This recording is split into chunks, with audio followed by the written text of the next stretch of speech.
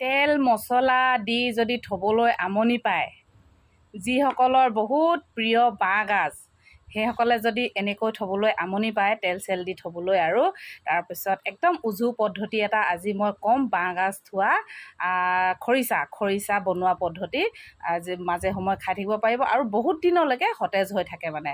তাৰপিছত এয়া মই এনেকৈ ৰুকি আছোঁ, দেখিছে। যদি খুন্দুনা নাই এনেকৈ ৰুকনিত ৰুকি ল'ব পাৰিব। তাৰপিছত যদি খুন্দুনা আছে একদম বহি ধাম খুন্দি মেলি ধুনীয়াকৈ শুকান বৈয়াম, চাফা আৰু শুকান বৈয়াম এটাত ভৰাই থ'ব।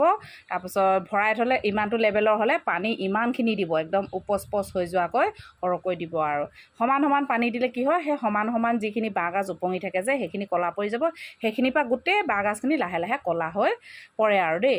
একো দিবলৈ প্ৰয়োজন নাই মানে নিমখ হওক হালধি হওক, যিকোনো হালধি অকণমান দি দিব পাৰে, মানে বৈয়ামটো দেখিবলৈ ধুনীয়া হয়। আৰু এই আধা চামুচ আৰু দেই সেই পানীখিনিত আৰু বাঁহগাজখিনিত। আৰু তাৰপাছত মাজে মাজে ৰদাই থাকিব। তাৰপিছত চাব এসপ্তাহতে টেঙা হৈয়ে যাব। তাৰপিছত কেতিয়াবা অকণমান কণীৰ লগত হওক বা মাংসৰ লগত হওক, যিকোনো বস্তুৰ লগত খালে এনেই স্মেলটো কিমান ধুনীয়া লাগে কওকচোন।